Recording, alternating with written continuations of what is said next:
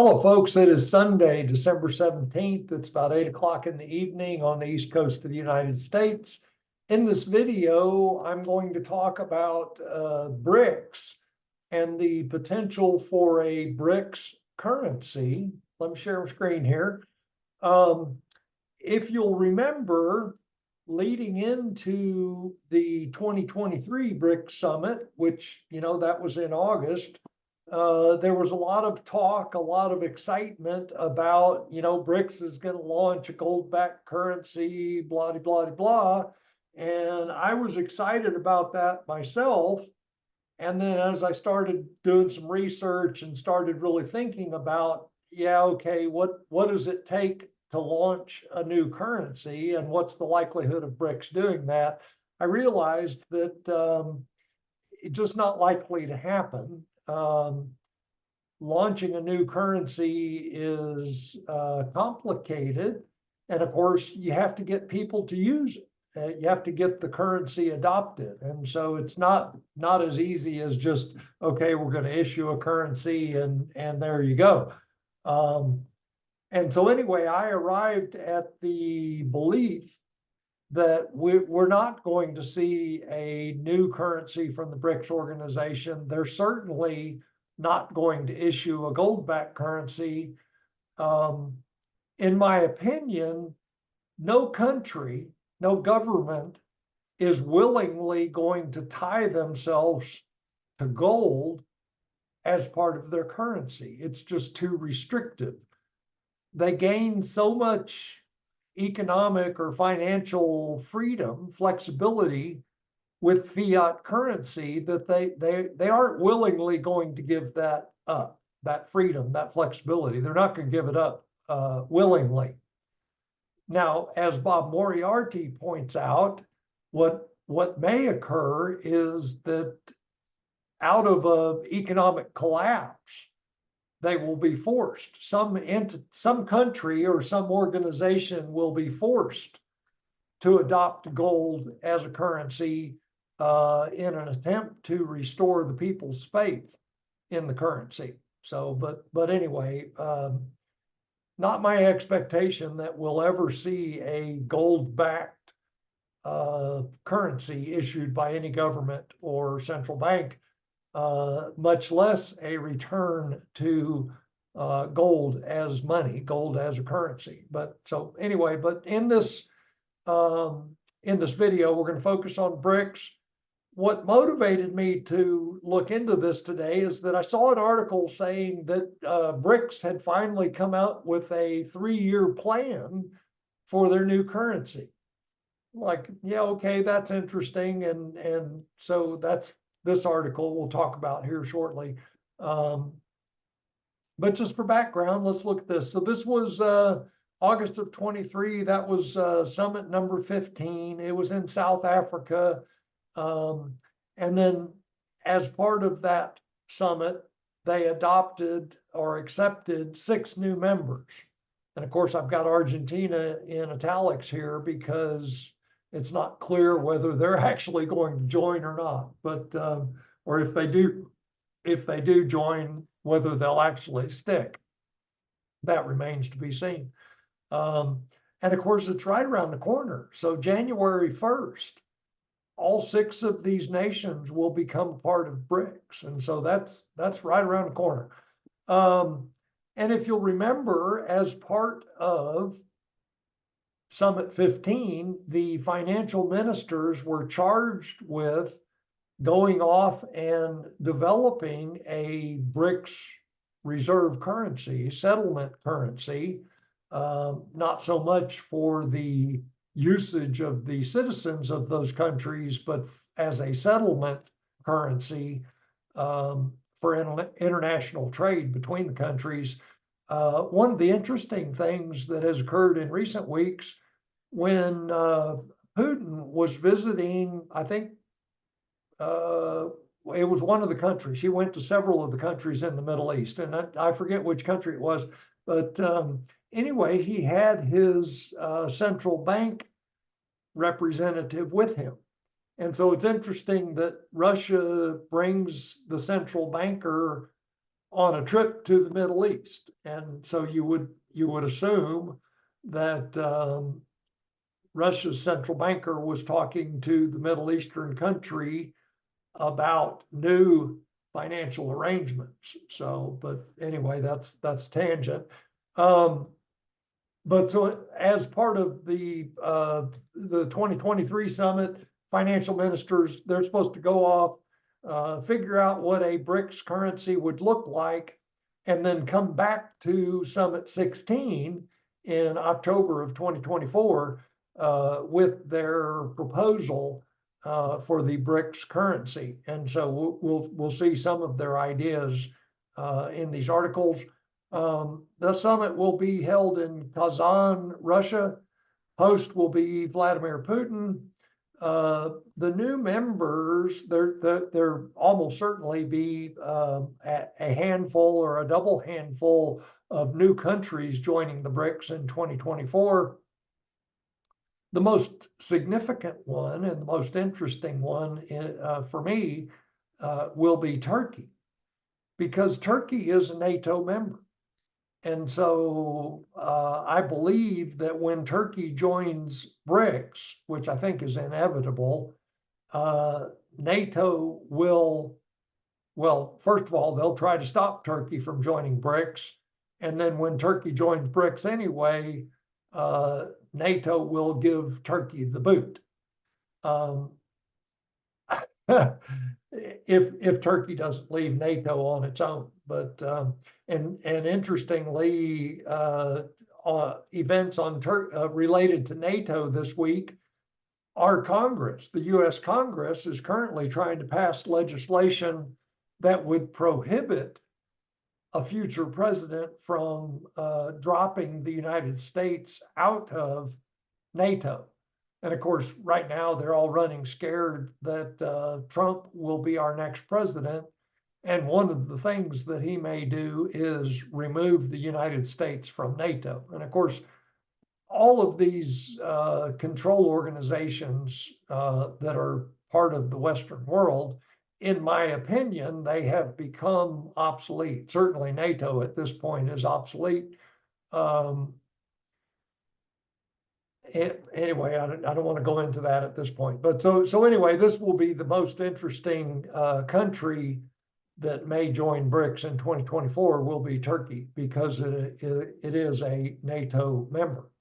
And so in this document, this is the 3-year plan for BRICS, the central bank, New Development Bank, that's the central bank for BRICS. And if you flip through this document, what you'll see is that they are talking about 30 billion US dollars worth of, activities, development activities. And in current terms, $30 billion is chump change. I mean, it's not even a rounding error. The major countries in the world are in trillions of dollars. The United States, just in their deficit spending, is $3 to $4 trillion. And so, $30 billion in the BRICS New Development Bank, it's insignificant, just not going to make a difference in the world's economics, financial matters. And so, anyway, I pretty quickly ruled out any expectation that the BRICS Bank is going to introduce a new reserve currency anytime. So this is their 3-year plan, and there's no, well, they tangentially talk about new reserve currency, but when their plans are at the level of 30 billion US dollars, they're just a non-player, basically a non-player in world economics at this point. And so no expectation on my part that BRICS will come out with a new reserve currency. We can see this is one of the activities that the New Development Bank is up to. So $1.25 billion in bonds. And again, at the level of current global finances, you know, this is the loose change that falls down in the cushions of your sofa. You know, this is it's less than a rounding error. I mean, it's a trivial amount of money. You know, $1.25 billion just doesn't count these days. And then this article has some interesting insights. This is economist in Russia. And so he's sharing his thoughts on a new reserve currency for BRICS, how Russia can change going forward. And so in this article, he's talking about basically saying that the framework for a new reserve, a new international settlement currency, the framework is in place. Basket of exchange commodities. We've seen this idea before, is that basically they're talking about a basket of the currencies of the BRICS nations. And, you know, that's similar to the US dollar is a basket of 6 currencies. And so this is the same idea for BRICS, or potentially that the basket could be commodities. You know, it could be oil, it could be grains, but anyway, a basket of assets that would back a settlement currency for the BRICS nations. And in this article, this Russian economist is saying the software and mathematical tools have been created. Well, you know, okay, big deal. We could put a high school project together and come up with that pretty quickly. We could probably go to ChatGPT and say, you know, create the framework for a new reserve currency. And in about 30 seconds, ChatGPT would spit that framework out to us. You know, maybe I'm being blasé, but anyway, this is not impressive that the framework's in place. And somewhere in here, yeah, three of the countries have already expressed their support for the idea of this, you know, basket of currencies. Well, 3 of the BRICS, 3 of the 5 or 6 existing BRICS countries, about to be 10 or 11, depending on Argentina, whether it's 10 or 11, waiting for a reaction from China and India.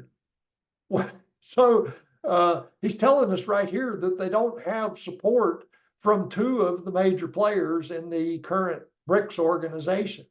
And India has made it very clear that they're not interested in a BRICS settlement currency. They want the Indian rupee to be adopted as a international trade currency. You know, if you think of it from the perspective of India, what do they get out of a new reserve currency? Well, nothing. What they get is that it puts their rupee, their existing currency, on the back burner. And that's not what they want. They want to strengthen their own economy, strengthen their own currency. And so, you know, the idea that India is going to come out in support of a BRICS currency, that's you know, it's not likely to happen. Let's see, what else is he saying here? Talking about legal documents have yet to be signed.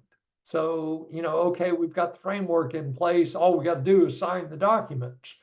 But again, before people are going to sign those documents, they have to be on board with the idea, and they don't have China and India currently on board. And so who cares that the documents are ready to be signed? People aren't going to sign them. And so it doesn't really matter. Doesn't really matter that documents exist if people aren't going to sign them. And this is more of the same. It can be done quickly with the political will of the participating countries. We don't have the political will, so why are we talking about it? As soon as the nuances of the architecture and, currency are clear. Again, it's just talk. So in a couple of years, that's probably realistic, is that if they ever do launch a reserve or a settlement currency, it's still several years down the road. And so anyway, I just wanted to take a look at where we at currently with the BRICS and the idea that they will introduce a new reserve currency.